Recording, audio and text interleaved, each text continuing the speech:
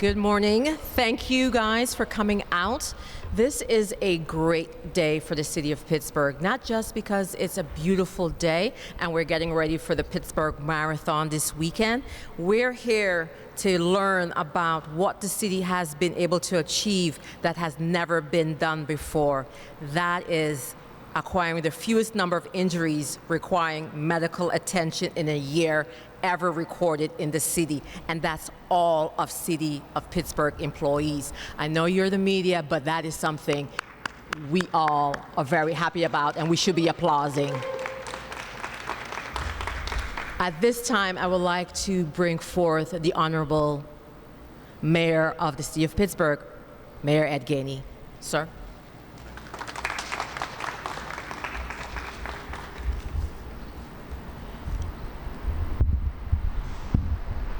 You always got to adjust a little bit. Good morning, everybody. I want to first thank everybody for being here. Thank you.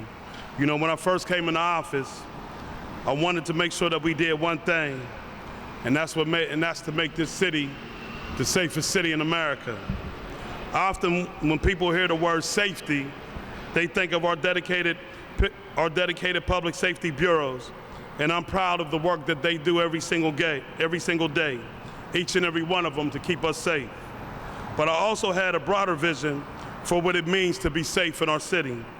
And that means starting with all 3,600 of our city employees and wondering how we can keep them safe as they do a critical work every single day. We want to make sure that they stay safe every single day. I was introduced to a gentleman by the name of Jeff Webster, who challenged me and my senior leadership team to rethink how we think about work and safety. And I am very grateful for him for coming to us and saying, let's reevaluate how we look at work and safety. That the people who know most about what they do are the ones that are on the front line. And as you know, we have visited a lot of our frontline workers to find out how we can better serve them, to find out how they feel about things, and to make sure we're doing what they believe needs to be done to keep them safe. Through his mentorship and with the help of our Innovation and Performance Department, we created a new way of learning, a thing called the learning line, and more importantly, a learning culture. We believe that every day you come to work, you should learn something. It's never about what you know, but it is always about what you learn. And so learning how to be safe, whether that's physical or psychological, does a lot in inspiring and improving the morale of all of our employees in the city of Pittsburgh. As part of the process, I was able to follow a crew in our environmental service division to learn more about how the work goes. And that was deep, because just like we went with DPW to learn about snow when I first came in, we also went around to the rest of DPW. And I don't know if Chris is here. Hey, Chris, come on up here for a minute. Is Sean with you? Sean with you? No. Chris has done a phenomenal job of making sure that we discover what keeps our workers safe. And I brought him up here just so I can congratulate him on all that he's done. I wanted to make sure I did it publicly. Say, I appreciate you. Appreciate you.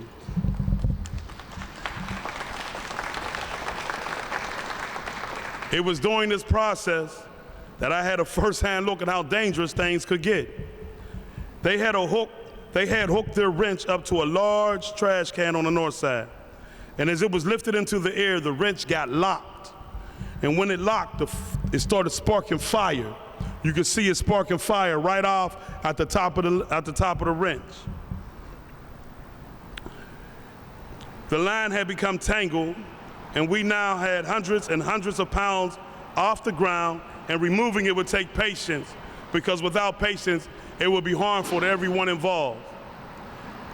I immediately began thinking about what I needed to do to change this.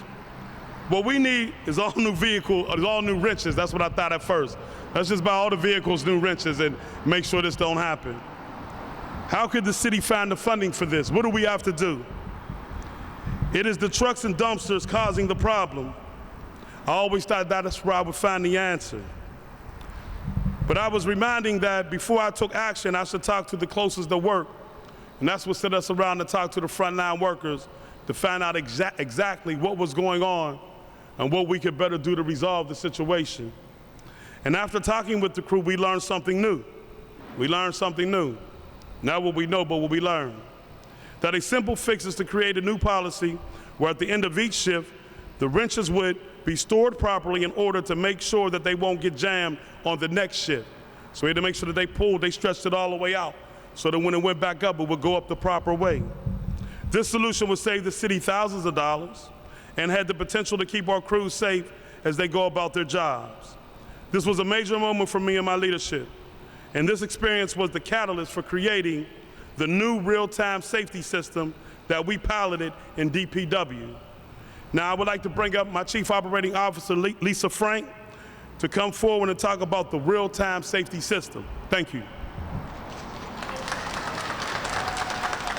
I need to move this? Is that good? Good morning. Thank you, Olga. Good morning. As Mayor Gamey said, I'm Lisa Frank. I'm the city's Chief Operating Administrative Officer and the person that the mayor charged with building a real-time safety system for the city, which may actually be easier to build than it is to describe, but I'm going to give it a shot. All in all, the city employs about 3,500 people, and as you know, a huge number of them do work that directly exposes them to a number of hazards. Bullets, fire, contagion, dangerous machines, and also something that we're just beginning to get our arms around, which is trauma.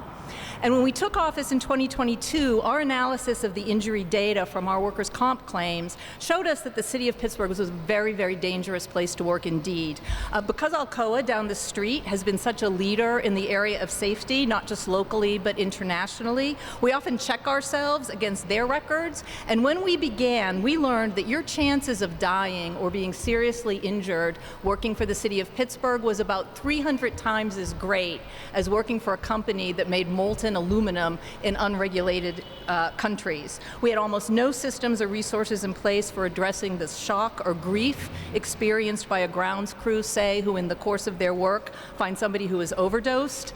And it seemed to us that one of the most basic ethical obligations of any employer is to send people home from work as healthy as they were when they came in, and that any real respect for workers meant being very serious about preventing harm on the job. So the mayor asked me to work with Pittsburgh Futures and with our I&P department to institute what we call the Real Safety System, which I'm going to say RTSS so I don't have to keep saying that over and over again. RTSS begins with the shared agreement that no injury is an acceptable injury. Now, sometimes people say to us that we should aim for an injury rate that's in the middle of the pack for municipalities of our size, or that we should look to improve our DART rate by 10% annually. But if you actually believe that no injury is an acceptable injury, then your goal has to be zero harm. And the RTSS is the tool that we use to get us closer and closer to that theoretical limit of perfection. So how does it work? It's astonishingly simple. We train and coach every city employee to do 4 things every single day. Whenever there's a safety incident, we immediately care, then we contain, then we solve to root, and then we share what we've learned with everyone else so that the same incident never happens again, at least not for the same reason. Care, contain, solve to root, and share. That is really all to it. There is to it. So along with the mayor, our directors, and all kinds of people across the city, I look at the RTS log every morning for the to see what has been logged. What have the safety incidents be? How are people caring, containing, solving to root, and what are they sharing with us? It's sobering to see how frequently people are hurt here.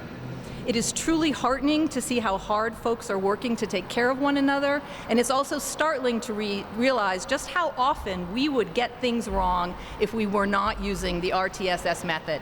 Let me give you an example. During our last snowfall, we had a plow that crashed on Mount Washington. Time for our 4-step routine. As we expect, the log shows that the first response of frontline supervisors was to care, and thankfully in this case, the worker was not hurt. The second is to contain, not much to say there. The crash truck wasn't going anywhere, it couldn't harm anyone else.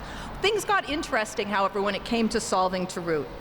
To do a good root cause analysis, you have to talk to everyone involved, gather all the perishable information, go and have a look, and you have to keep asking why, like the most irritating toddler that you know. This is what the log shows us about solving to root. First, why? What happened here? What caused this crash? Answer: the truck lost traction and slipped. Second, why? Why did the truck lose traction and slip? Answer: because there was a sheet of ice on the road.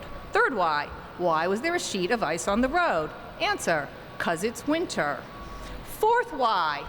Does winter make ice sheets on all the roads? Why was there ice on this road? Well, to answer the fourth why, people had to go and have a look, and what they discovered right along that hillside was an overgrown and clogged culvert. No longer able to convey storm water, the water that should have been in the culvert was spilling into the street where, under the right conditions, it froze under the snow and caused a skid-in crash. The solution then was to clear the culvert, get it into a routine maintenance cycle, and log it so that we begin to find all of the other clogged culverts so that we would not have the same accident again for the same reasons. I want to point out two things about this example. The first is that no one began by blaming the driver.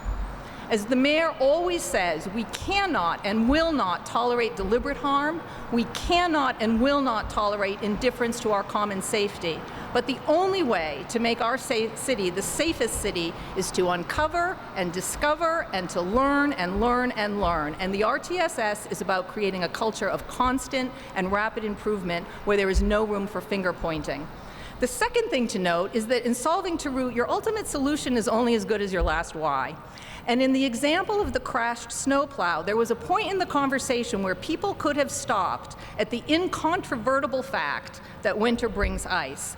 The log shows, in fact, that some people did stop there, saying that ice comes, our best remedy would be new trucks with more power that wouldn't skid. Now, I am all about new trucks and more power, but in this case, the real solution was far cheaper and easier and had the tremendously important benefit of not only helping DPW drivers, who do have fairly powerful equipment, but any other resident who travels on that roadway during a freeze. Getting to that last why means being curious and open to the idea that what we are used to is not the way that things have to be. So, multiply that example, the snowplow, by hundreds of other problems that have been reported and resolved in the RTSS, and you begin to see how we're transforming safety incidents into the very tool to prevent their occurrence elsewhere, making it harder and harder and harder, day by day, for anyone to suffer injury at work. I'll conclude where I know the mayor would want me to conclude, by expressing immense gratitude for the skill and heart of our public servants and for the still too dangerous work that they do to create this wonderful city. Thank you.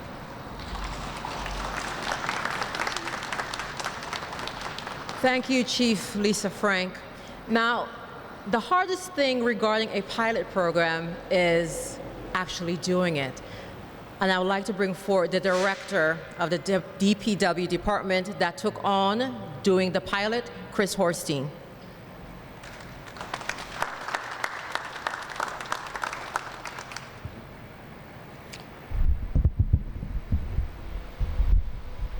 Thank you. And thanks everybody for being here. You know, the journey to RTSS has been really interesting and rewarding for me personally. I gotta just say that, you know, kind of as Lisa just mentioned, it's a pretty simple system in practice, but it really requires the dedication of everybody involved. And I think that's the thing I enjoy most about it, is that it gives dignity and respect and humanity to every single person that works for the city. If there's an issue, they can raise it. If their immediate supervisor can't solve it, they will raise it to the next level, and so on and so forth. My leadership team, we review these every single day as a team, you know, to make sure that we're honoring our commitment to our frontline workers' safety. And it's been eye-opening. It's been surprising. You know, the manner of safety incidents for our employees face every single day in public works is wide and varied. Some of them are probably obvious examples of slip and falls and overexertion. But there's a variety of things that aren't so clear, you know, animal encounters to truly bizarre. I won't get into those details, but you know, those things come to light, and we see those now for the first time as a leadership team, what our folks are experiencing every single day. And it's truly eye-opening. It truly speaks to the dedication and commitment of our frontline workers to get work done on behalf of the city. You know, not all root causes are obvious. As Lisa mentioned, you know, the staff, all of us really have to work together with the frontline worker who's experienced a safety incident to really figure out exactly what's going on. And I think one of the really good example is, you know, we had a we had a frontline worker who was injured on the job, overexertion, lost focus. When we started asking why, well, why did you lose focus? Well, I was hurrying. I was trying to get my job done. I was like, well, why were you hurrying? And they're like, well, it's so cold out here. And we're like, well, how's that? Why is that affecting you? And he's like, well, my feet are freezing. And it just turned out that the employee in question didn't have adequate footwear for the job that they were experiencing. And so we rectified that. But we didn't just rectify it for that individual employee. We looked at all of our policies and procedures around our personal safety equipment. And so, this is a true team effort, and it's not unique to Public Works. I want to make sure I thank our other city partners here, other departments. Department of Innovation and Performance has provided us, invaluable expertise and support, as well as our departments of Public Safety, Department of Mobility and Infrastructure, as we kind of work together and solve some of these crucial problems that not only our workforce is experiencing, but also the public in general. We like to think of ourselves in Public Works as, everything that we do is for the safety of the public. We're trying to make this city clean and safe every single day. In order to do that, we need our folks to be safe as well. And so, with that, I want to make sure that I thank the members of my leadership team, Bill Crean, Chip Gall, Marcel Newman, Sean Weigel, Ed Cox, Joe Rush, formerly retired Tom Paulin. They've been instrumental in setting this up and setting the example. Without them as a team of people, this would not be possible. And so again, Mayor, I want to thank you. I want to thank everybody for their support in this. It's been a wonderful journey. It's been a journey of, 1,000 small movements, not one big holistic change. I think that's the thing that's really exciting for us. I think that gives hope to everybody involved, that not everything has to be a big dramatic effort, that a team of people working together, making small, thoughtful adjustments for the safety of all can just have a tremendous impact on themselves, their folks that they care about, and the residents that they serve. Thank you.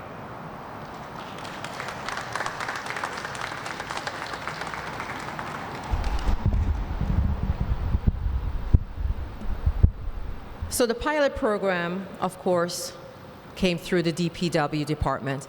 But as you see these men and women behind me, the program is in all the departments. We did not get to the fewest numbers of medical attention of workers not injured by ourselves and just with one department. These men and women with the frontline personnel made that possible, and they deserve a round of applause.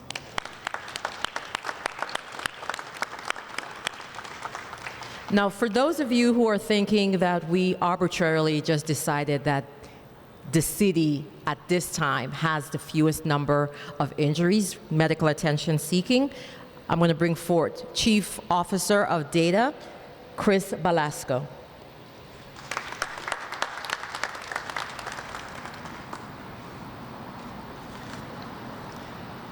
Thanks, Olga. Thanks, Mayor Gainey. Thanks, Chief Frank and Director Hornstein.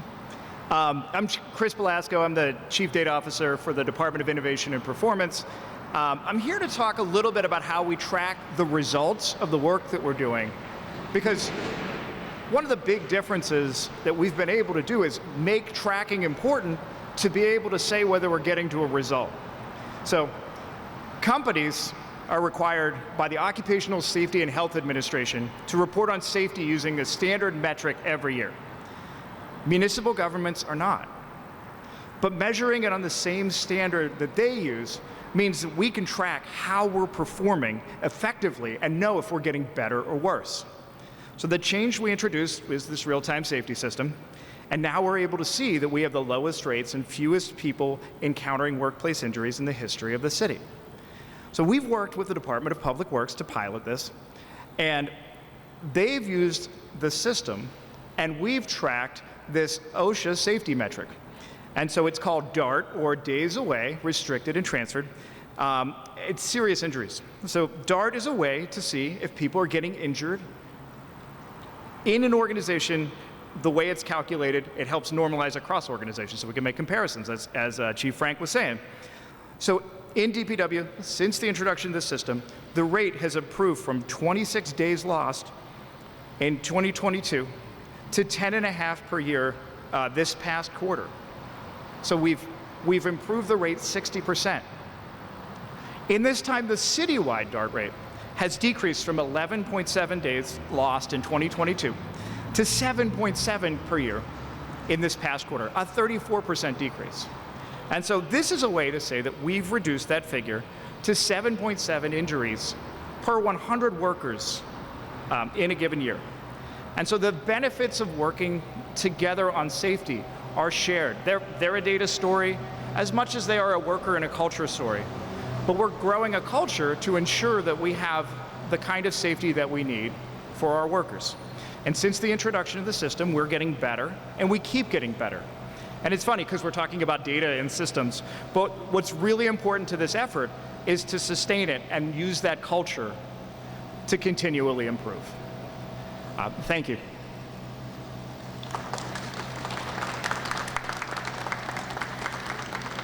Now, some of the information that Chris presented to you, you can see on the posters on the graph directly. This is the indication for the years of the information that you need. I would like to bring forward back to the podium the Honorable Mayor Ed Gainey.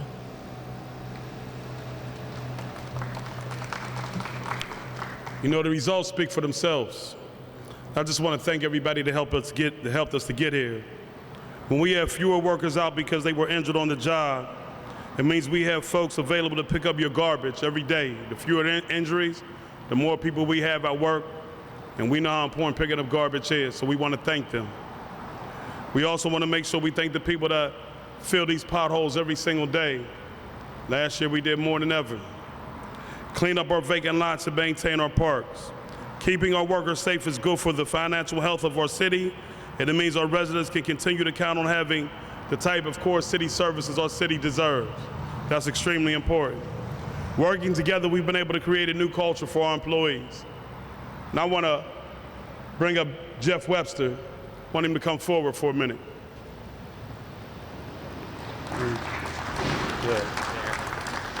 I wanted to bring him forward because I wanted to thank him. Because I believe that every day you should be learning something that's going to make your workers safe, make your city safe, make it a welcoming place, and giving us the ability to thrive. And we can't thrive unless we keep our workers safe. And that's from a physical and psychological standpoint. So our constant conversations in regards to what we need to do that has been extremely fruitful. And I wanted to make sure I brought him forward and tell him thank you. Appreciate that. Thank you. Thank you. And to all our city workers, thank you for being the city heroes. Thank you.